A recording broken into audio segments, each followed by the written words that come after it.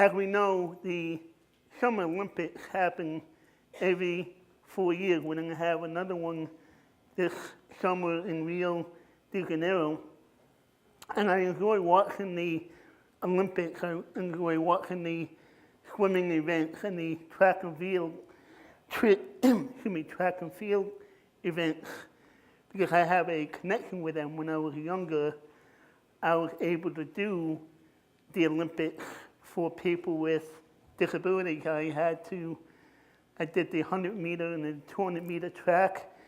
I did the 50-meter, the 25 and the 50-meter swimming events, and I even did some field events as well.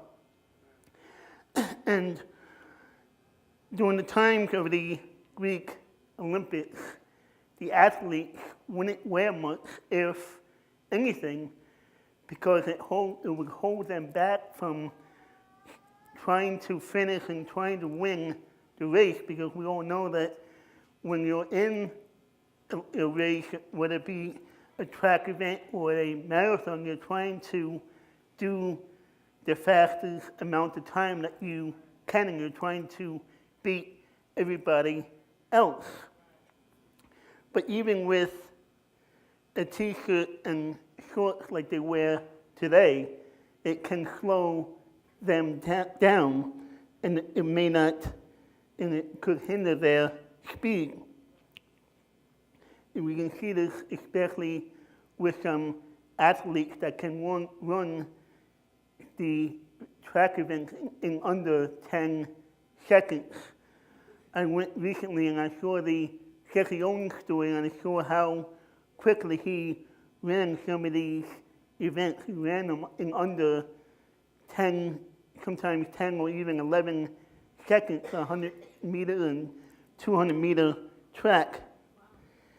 They're trying to win the prize, they're trying to win the gold medal, they're trying to get into first place. But they can only win that gold medal if they finish in first place. Let's take this to a spiritual level. Our life is like a race. Now, our life is not going to be a sprint.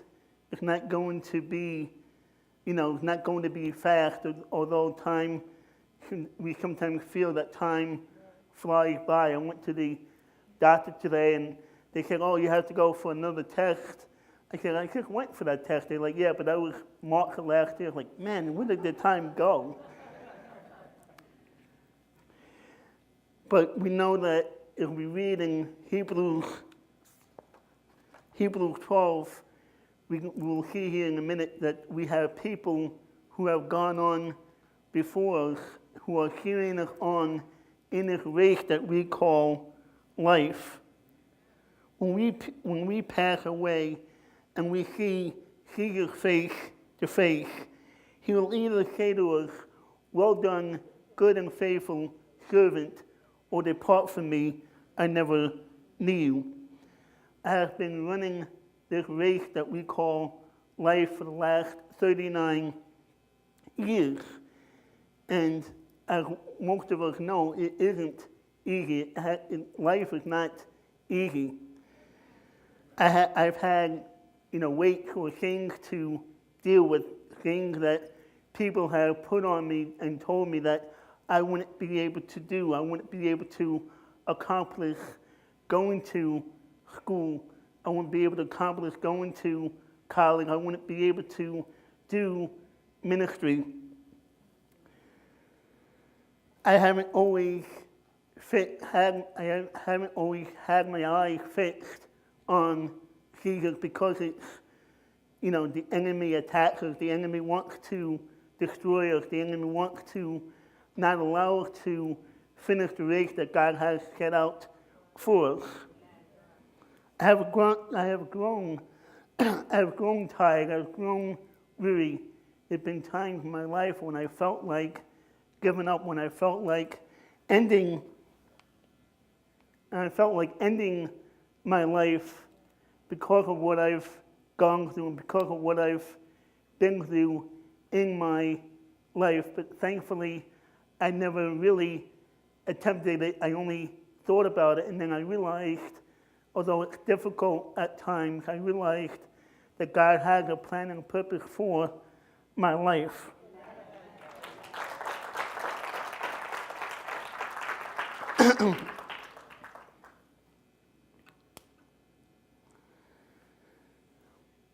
Many people think, well, I said many people think that life is easy, but it's not. Hebrews chapter 12, verses 1 to 3 says, therefore, since we are surrounded by such a great cloud of witnesses, let us throw off everything that hinders and the sin that so easily entangles us, and let us run with perseverance the race that is marked out for us, fixing our eyes on Jesus, the author and perfecter of our faith. So for the joy set before him, he endured the cross, scorning his shame, and sat down at the right hand of the Father, of the throne of God. For consider him who has endured such humility by sinners against himself, so you will not grow really weary and lose heart. Hebrews 12:1 talks about endurance, talks about the enduring life, enduring the race that we have to deal with in our lives, and talks about laying aside the weight and laying aside the encumbrances that we face, and the encumbrances and the weight that people put on us, the weight that people say that you will not be able to accomplish, be able to do in your life. Some of the weights or the encumbrances that I've had to deal with in my life were the fact that I had to go through 68 operations throughout my lifetime. I never had a 4.0 GPA. I always wanted to, but I never had that. I have a learning disability. I was made fun of being called monster and freak. Not only did I deal with the physical, but I also dealt with the spiritual weight as well. And the fact that I had to deal with the enemy telling me that I was useless, that I wasn't going to amount to anything, that I wasn't going to be able to do the things that God has put on my heart to do. The enemy does that sometimes to us because he knows that regardless of what he tells us, God is going to do those things in our lives anyway. And he wants us to give up. He wants us to put up that white flag of surrender and not do the things that God has in store for us. I would look in the mirror and wonder why a loving and caring God would make me the way that he did. Why would God, who loves us and cares for us, make me the way that he did? And I have a great, theological answer for that. And the answer that I have is I don't know. I know some of the reason why, because he has a plan and purpose for us, or for me, and for you. But, God's still showing me that plan and that purpose and the reasoning why he made me the way that he did. I don't think that God allowed me to be born this way to harm me or to harm my parents or to, torture me in any way, but I believe that he has something special and something specific in store for my life. Regardless of why he made me this way, I had to keep my eyes on him. I had to focus on Jesus and to finish the race. Now, the race that is not done, the race will not be over until we see him face to face, and hopefully, he will say to us, all of us, well done, good and faithful servant. Psalm 139 13 to 16 says, "For you formed my inward parts. You wove me in my mother's womb. I praise you because I'm fearfully and wonderfully made. Your works are wonderful. I know that full well. My frame was not hidden from you when I was made in the secret place, when I was woven together in the depth of the earth. For your eyes saw my unformed body. All the days that were ordained for me when were written in your book, before one of them came to be." Looking back, I don't think my parents would have thought that the race of life that we talk about would have been so hard for their son, or even for them in certain aspects. My race began on January 16th, 1977, when I was born. When I was born, my forehead was pushed out, with my eyes and nose were pushed back into my head, and my fingers and toes refused to get at me. I had no individual movement of them. And I was born with a birth defect called aplet syndrome, which is a very rare birth defect. And it's so rare, my parents didn't even know that I was going to be born with this birth defect.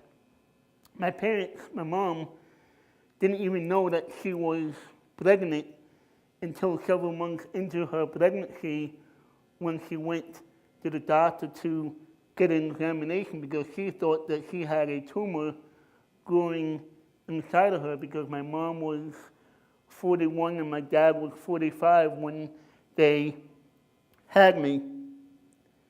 The gun that you hear at the beginning of the race went off and my life started.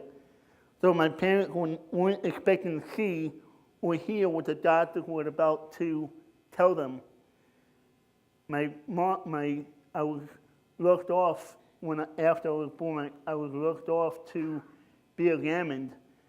Like most pregnancies, the baby is able to be held by the mother, and the father is able to see their baby right away. But my parents were not able to see or even hold me. And the doctors came back a few hours later probably and told my parents, "Your son is born with a birth defect. He has no skull opening and no soft spot to allow his brain to grow. Therefore, we're telling you that your baby, your son, is not going to make it. He's not going to survive.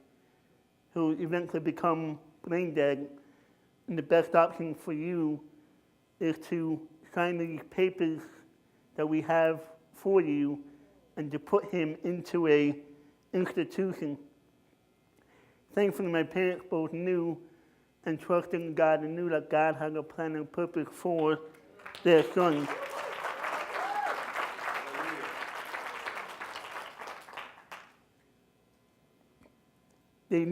My parents knew that they couldn't give up on the son that God had just given them. The doctors may have said that there was no hope, that there was no future. There's nothing that we can do for your son or even for you. But my parents thankfully said, "Well, we will take him home." So they probably wondered, what was my future going to be? There's one person that knew my future, and that was God and God alone.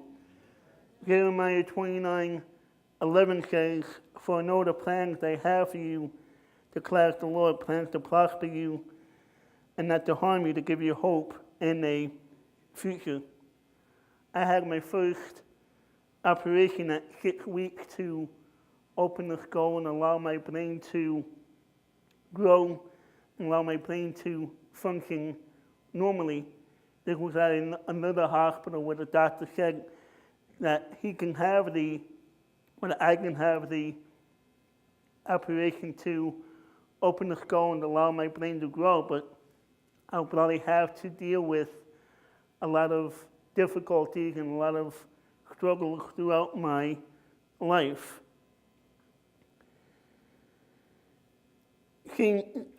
From 6 weeks to about 5 years old, I had about 10 operations lasting up to 10 hours at a time. James chapter 1, verses 2 and 4 says, "Consider it all joy, my brethren, when you encounter various trials, knowing that the testing of your faith produces endurance, and let endurance have its perfect result, so that you may be perfect and complete, lacking in nothing." Now imagine having to go through different trials and different situations and different circumstances in your life, and not knowing what was going to happen, not knowing what was going to take place in these situations and in these difficulties. We all been there. We all had those trials and those difficulties, and that's when we have to look to God. That's when we have to say, "God, I need your help. I need that trust in you to know that you will be there and you will help me to go through these trials." Now, the first line of James chapter 1, verse 2 says, "Consider it all joy." And we may read that at times, especially when we're going through difficulties and going through trials, and we may say, well, how, when we are going through difficulties and trials, can we consider it all joy? Some versions may even say pure joy. God brings us to these trials and allows us to go through these different types of trials to test our faith, so that we can prove and increase the strength and the quality of our faith, to see how strong our faith in Him really is. And what are we going to do in the trial? Are we going to look to Him, turn our back on Him, give up in those trials that we are going through? Or are we going to continue on for what God has for us? We may never be perfect and complete while we are here on earth, but we will be when we are in heaven. The race of life is not a sprint but a marathon. The doctors had told my parents that I wasn't going to make it. I wasn't going to survive. Even some doctors even told my parents that I will only make it till I'm 18. My toes are also fused together, meaning I know I don't have the opening in my toes like everybody else does. And some of the doctors even told my parents that I would have to wear braces growing up in order to help me to walk and help me to be stable on my feet. And from the first day I was born till now, I've never had to wear any type of braces.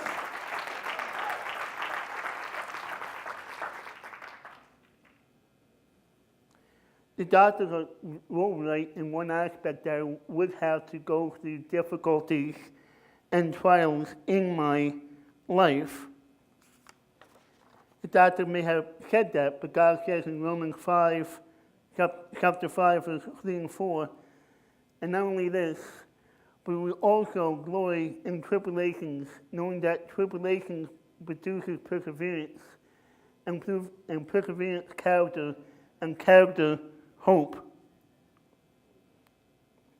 What Paul was trying to tell us was the trials that we face will produce perseverance to continue on in what we are doing in our life, to become more like Him and have our hope in Him. Growing up, I went to a school for people with disabilities. And although you would think it would be a school where people would get along, kids wouldn't pick on each other, kids wouldn't make fun of other students, because we all had some type of disability. That wasn't always the case. And it was awkward. It wasn't awkward, but it was odd to see that the kids in the school treated, made fun of each other, made fun of me, called me names. But yet, on the flip side of that, the church was the place where I felt welcomed, where I felt the love, especially from the youth group. They welcomed me in. They allowed me to be a part of that group, to be a part of that, of what they were doing in the youth group and in the meetings. And there was a time when I was young, about probably 13 or 14, I was in the hospital, and the pastor and the youth pastor came to visit me. And although I went to the youth group and I went to the meeting, hadn't been really invited yet by the youth pastor to come to the meeting. And my mom had asked him why that was, and he said that he thought I was retarded. But regardless of what he had said to me, regardless of what he said, I still wanted to be a part of the youth group. I still wanted to be a part of the church, because church is not perfect.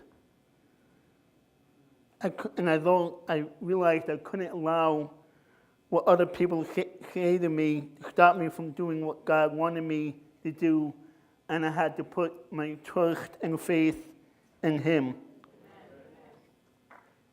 2 Samuel chapter 22, 1-3 says, Then David spoke to the Lord the words of this song on the day when the Lord had delivered him from the hand of his enemies and from the hand of Saul. And he said, The Lord is my rock and my fortress and my deliverer, the God of my strength in whom I will trust, my shield and the horn of my salvation, my stronghold and my refuge. My Savior, you have saved me from violence. After being delivered from the attack of the enemies, David needed to trust in God. I needed to trust in God. We all need to trust in Him. Not only do we need to trust in God, but when we're going through the trials, when we're going through difficulties, we need to realize that God is our refuge and our strength, and will protect us from the times of attack. I know I didn't always trust in God. I didn't always have my faith securely in Him, even though I gave my life to Christ at the age of 13, and I grew up in the church. I was born and bred in the church. It wasn't until I was later in my teens when I started to realize that God had something greater in store for my life. There were times when my mom and I would go into the operating room at times, and we would pray together, and we would, ask God for the protection and for guidance over my life and over the hands of the doctors. And there were times when I would wonder, will I survive? Will I make it? What will happen to me? What will be the outcome of these operations? So God brought me through every operation. It's like the saying that God will bring you to it. He will bring you through it. We just need to trust in Him.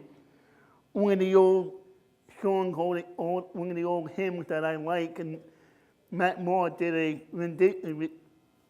new rendition of it, is Because He Lives. And I love the chorus in that song, because it says, because He lives, I can face tomorrow. Because He lives, all fear is gone. Because I know He holds the future in life is worth the living, just because He lives. I needed to realize when I was going through the operations and when I was running my race, and I'm still running my race, there are times in my life when I needed to realize that God is the only one that is holding the future in our lives and in your life and in the situations that we are going through. And regardless of what I was going through, regardless of what I faced in my life, God taught me that I needed to let go of all the hurts, all the pains, all the trials and difficulties of my past and look to Him. It wasn't easy. It wasn't an easy situation to let go of those situations. James chapter 1, verse 12 says, "Blessed is a man who endures or who perseveres under trial, for once he has been approved, he will receive the crown of life, which the Lord has promised to those who love Him." Regardless of what we go through, in the end, the focus must be on the victorious outcome of that trial. We can't let go of our faith in God. Before I graduated high school, because of the school that I went to, I had to have a meeting to determine what I was going to do after graduation, because not every student that I went to high school with was able to make it in college. And my theme in my life was, a lot of people say, well, you can't do this, you can't do that. Well, my theme and the word that was not in my vocabulary was can't. Can't was not in my vocabulary.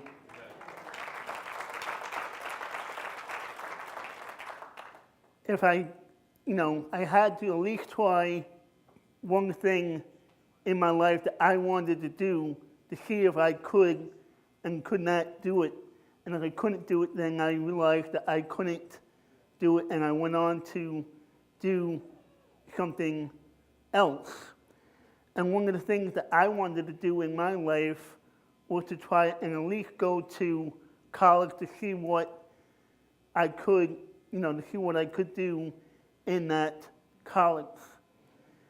And I entered Queensborough Community College in August of 1996.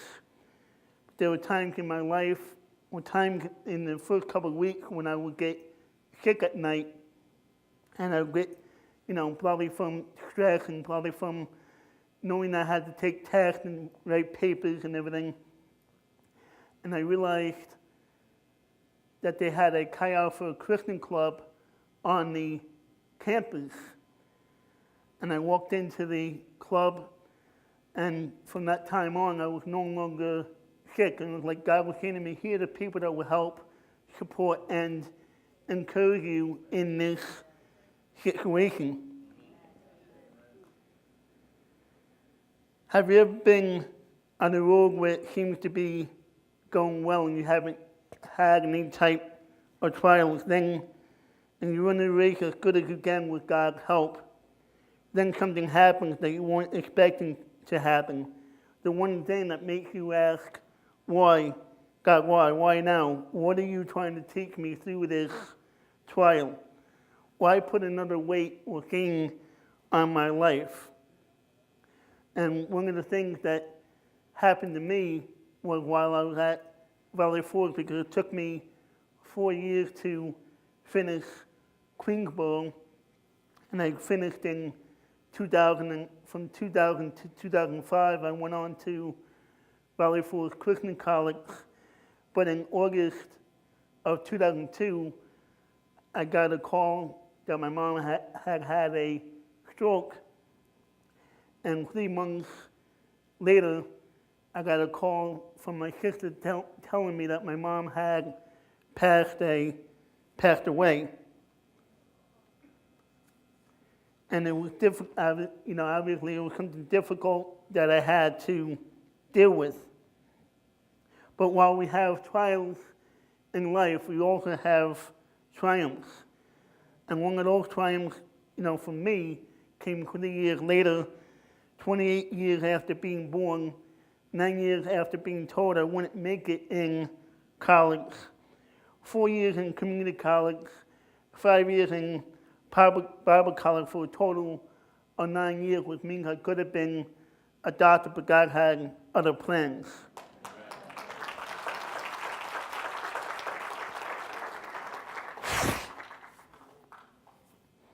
On May 5th, 2005, I crossed the stage to receive my Bachelor's Arts degree in youth ministry.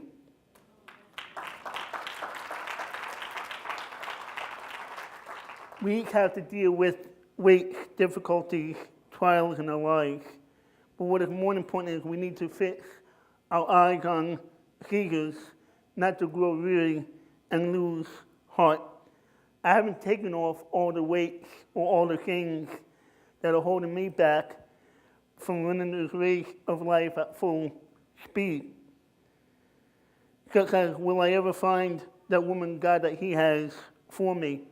Will I ever get married? Will I ever be able to live on my own because I'm still living with my dad? Will I ever, do the things that God fully has for me?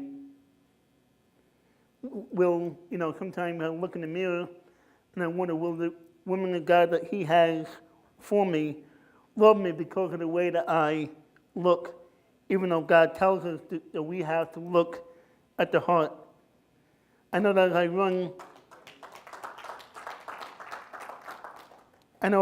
run this race, I have to fix my eyes on Him. I know that with His help, the weight will come out. I will run the race that He wants me to run. The third verse in Hebrews 12 says, let us not grow weary and lose heart.